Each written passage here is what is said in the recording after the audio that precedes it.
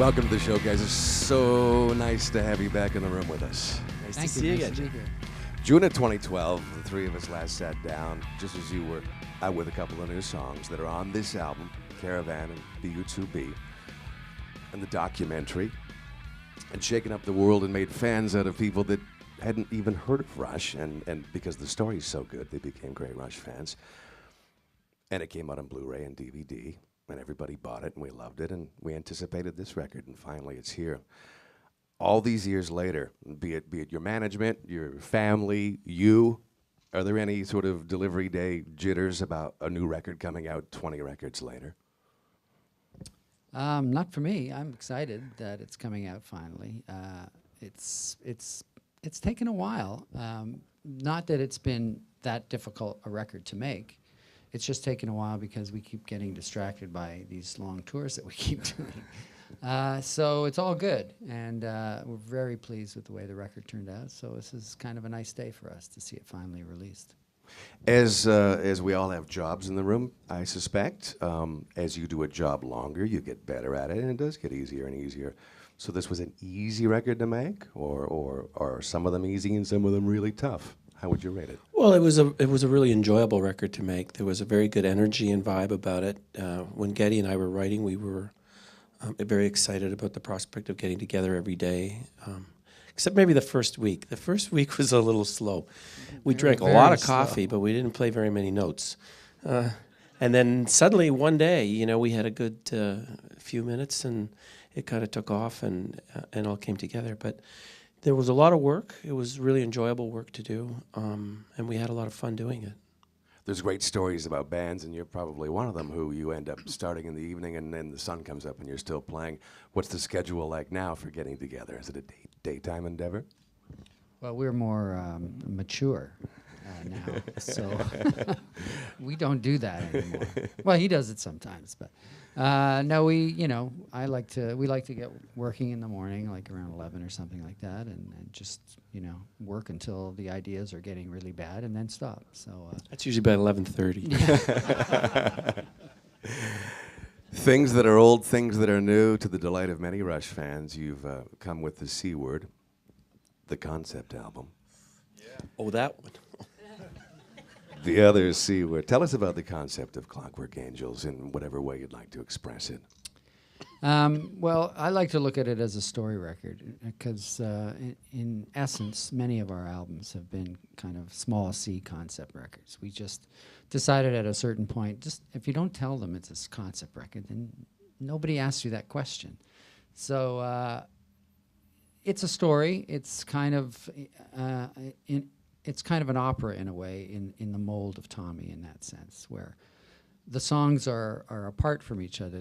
They stand as individual songs. They have themes unto themselves, yet they're connected by the story of this young man and set in a time and a place of our own invention, inspired by such things as steampunk aesthetic, which is a kind of throwback and futuristic look, all encompassed. The best way I describe it is sort of like a Victorian world with very complicated and modern and over-designed stuff in it, which is a lot like our music in a sense. So anyway, so it's a story of this kid who runs away from home and goes out to find the world, and he was raised to believe that all is for the best, and that sentiment is tested over and over again, and it's the kind of person he turns into in the end, and there's a lot of opposing forces at play throughout the story, and it's kind of a fun trip. There's something on the record you decided for the first time in a long time you would not have. Tell us about this powerful and reminiscent Rush song that began life without words and in a Frankenstein fashion came together with many pieces, but might have been an instrumental. Many of us reminded of Working Man. I was particularly reminded of Anthem. This first second I heard it, gosh, that's so, it's a throwback to a great song called Anthem, and for others, 2112. Before we press play on the song Headlong Flight, tell us your impressions of it, how it came together, what it means to you, and because it's the advanced single, what kind of impact it's had on you and your fans that you're aware of. Okay. Headlong Flight was born out of a jam that Alex and I had. We were on a break in between the legs of the Time Machine tour, and we thought, let's get a jump on the rest of the record, and let's get together and we'll write some songs, and we're way ahead of the game. So he came over to my place, which is where we usually jam, went into the studio, and we jammed. We had some fantastic jams, but we really didn't feel like making songs out of them, so we just forgot about them, basically. And then when we started last fall in earnest to finish the record, as Alex alluded to earlier, he came over to my house, and we really didn't feel like writing. We just wanted to drink coffee and talk about stupid things. And How stupid does it get? it gets pretty stupid, frankly. But anyway, so after he left one day, I found this jam that we had done the previous year, and I listened to it, and wow, it had some great stuff in it. So I started assembling it into kind of a loose song structure, and then he came over the next day, and we listened to it, and we got really excited about it because it had this spirit of the kind of the way we'd been playing on the tour. We felt we were really playing in good form, and we're really kind of energetic, and it had a different vibe. So we quickly threw it together in instrumental form. We figured it would end up being an instrumental, and we got a little silly and invented this one part of the song that we titled "Take That Lampshade Off Your Head." And that made us smile, and it kind of kick-started the whole writing process because we had so much fun putting that one song together that the juices just started flowing, and from there on, we were just kind of grooved. And the next day, Neil had sent us lyrics for the song 7 Cities, and we looked at the lyrics, and I think within 3 hours, we had the song. You mean Headlong Flight? No, 7 Cities, when he sent us that lyric. Right, yeah. I see what you mean. So we were just kind of on a roll, and that started the whole thing off. So fast forward to about a month later, and we're in the studio now with Neil, and he brings these lyrics for Headlong Flight. And there was something about the lyrics where the hero of our story is looking back on his life in a way, and all the things he's experiencing, good and bad, and still feeling great about his life, but he'd do it over again easily. And there are moments in the instrumental where we're kind of mimicking ourselves in a way. There's that Bastille Day riff and having fun with it, and it just seemed appropriate for the person that the story describes, looking back on his life. It seemed like just a beautiful fit. So with not too much trouble, we were able to blend his lyrics with that crazy instrumental, and that's how the song became. Sorry, it's a long-winded story. No, That's why I wanted you to answer that question. I hate talking that much. It's such a great track. That's just part one of the story. No, the timing's perfect. Let's play it. Let's rock with Rush. From the new album Clockwork Angels, in stores tomorrow, the advanced single. Here's Headlong Flight. Thank you so much. The fans have spoken. Now, if you're listening to the radio, fantastic. Thanks for being here. We're playing new Rush right until the end of the hour. Clockwork Angels is in stores tomorrow, and I'm Jeff Woods. Now, Alex, you've got a nice blue jacket on, and on the lapel, you have 2 pins. Tell us about the bottom one first. Oh, yeah. The bottom one we received just recently in Ottawa at the Governor General's Performing Arts Award. It was quite an event.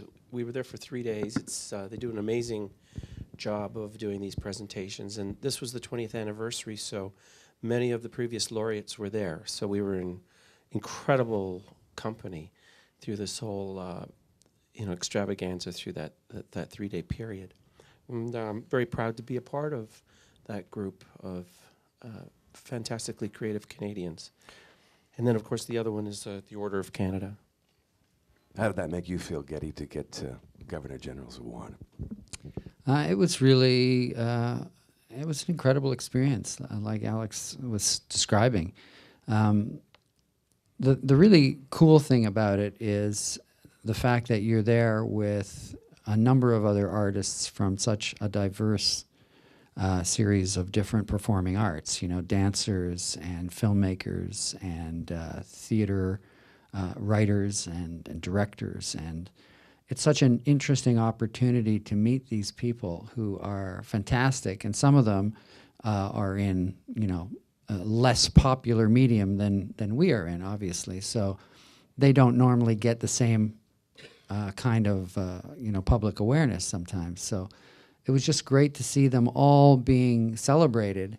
And it actually made me very proud to live in a country that celebrates the arts like that. And I think it's pretty unique. I don't know how many places in the world put on such an event to celebrate, classical artists, etc. So it was a great few days, and we were totally honored to be part of that whole thing. And they even award people, they even recognize people that are much more lighthearted part of the entertainment industry. Mary Walsh from this hour's 22 Minutes is fabulously hilarious. And a philanthropist as well. There was a woman who was honored who has raised so much money for the arts. Incredible. You listen to her story. It's an amazing story, and she's so generous and worked so hard to promote the arts in Canada. So it's just a great thing for other Canadians to experience and to know that exists. Got a note on Facebook yesterday from Darren Michalowski, who's a huge fan and congratulates you on the brand new album. He sent me a link to footage of Neil backstage at the big SARS concert in Toronto all those years ago that you played with AC/DC and the Guess Who and so on, and the Stones. And it was Neil, backstage meeting Charlie Watts. So from one drummer to the other, that would have to be one of those moments that's quite special. For each of you, it doesn't have to be somebody in music, but it could be an unexpected moment like that where you bump into somebody or you're introduced to somebody and it's really quite exhilarating. Well, I remember once I was on a bike trip with my wife in Morocco, and I was just given my room key. We had just, had a long day traveling through this amazing country. And it was in this beautiful resort in the mountains, and I went to my room, and my room was connected to another room at the very back of the resort. And as I was just about to put the key in, the door opposite was opening, and someone was coming out, and I looked at him, and he looked really a lot like Robert Plant.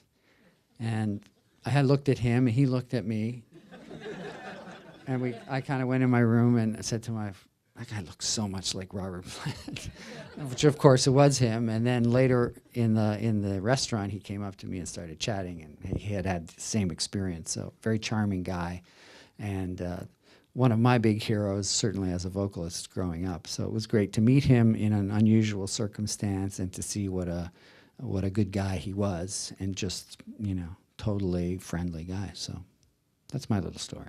Love it. Alex? Well, I was just minding my own business, walking down the street one day, and I walked by a restaurant, and I met one of my heroes too.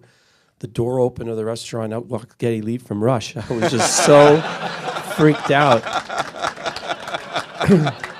He's a lot shorter in real life than he looks like in film, and I didn't know what to say to him at first, and so he gave me a shove and said, "Get out of my way, idiot!" And I followed him home, and I broke into his house. I smashed a window in the basement and broke in, and I've been living in his basement ever since. So rent free. That was my most exciting thing in my life.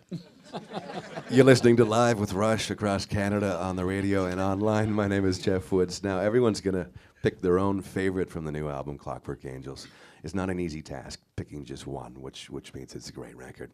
My ears have me bouncing kind of back and forth between each of the next two new Rush songs we're going to play for you. The second of which is going to be The Garden, or maybe the third.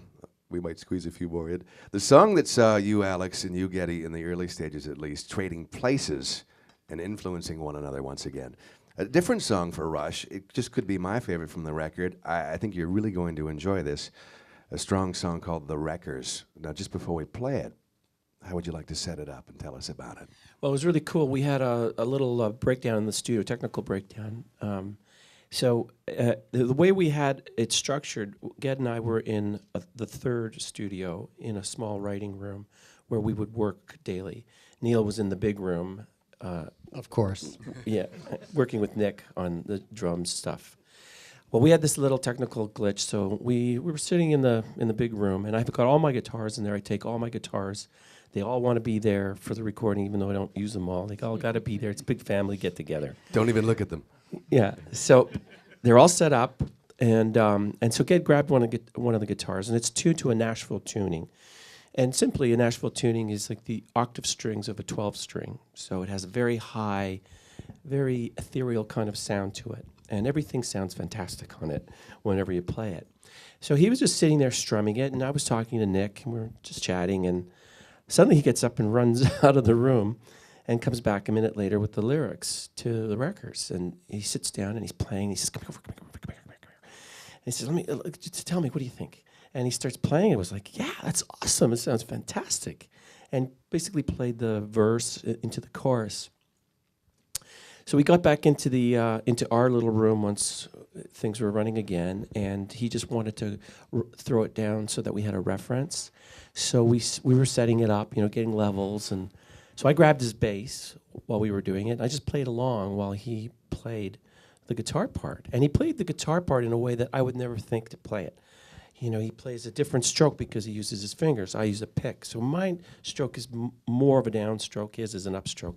And it creates a very different character. And it really dawned on me that there is such a big difference in just one slight little change that you make.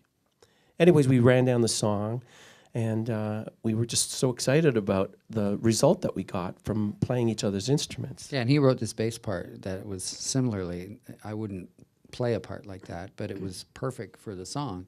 So when we actually recorded the song, I made sure that even though he was playing guitar and I was back on bass, I played his part. I wanted to be as true to his part as possible because it's what made the song, I think, it helped lift the song up. So it was really fun, and of course we got to the middle section of the song, and of course we ran out of abilities on the wrong instrument, so we switched back and then turned back into Rush for about another 2 minutes. But it was a very fun thing to do. Now, 2 more new songs from the album Clockwork Angels, and then another one. We're going to save the best for last, in my humble opinion. We'll get to something that's spectacular. That may remind you, we were just talking off the air about older stuff like La Villa and Xanadu and so on, and the track that we'll finish the hour with may be reminiscent to some of you of that. Now, Geddy and Alex from Rush are here to give you some thoughts on the song Wish Them Well, and the one that precedes it so beautifully, BU2B. 2. Tell us about it. Well, BU2B 2 is obviously BU2B. The original is takes place at a stage in the hero's life that he's quite young. He's about to set out to find himself in the world, and obviously many things happen to him along the way. And now we're at a stage of his life where he's reflecting about the bittersweet memories of his life, the loves and the things that he's lost.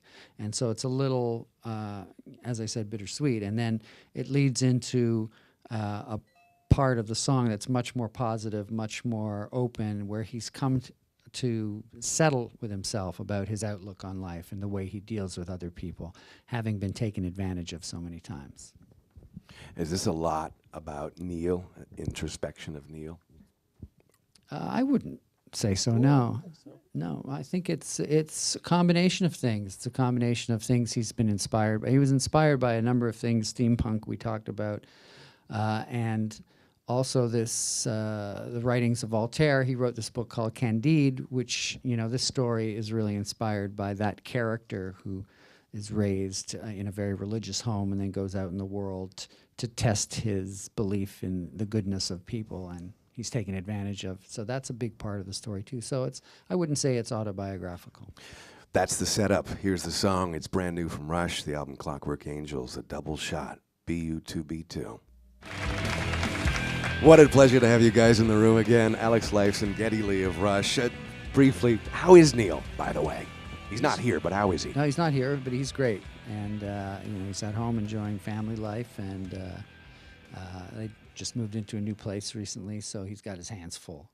Yeah, he's great. He's in good spirits and really excited about all the new ideas we're putting together for the tour. And we talk to each other one way or another, email or whatnot, on a daily basis, getting all the production decisions made. So it's a kind of a fun, busy time. Leads me to a Twitter question. We asked for Twitter questions, and we got a bunch of people tweet them in to hashtag live at Rush. Live at Rush? Rush is live. Well, they are, still, thankfully.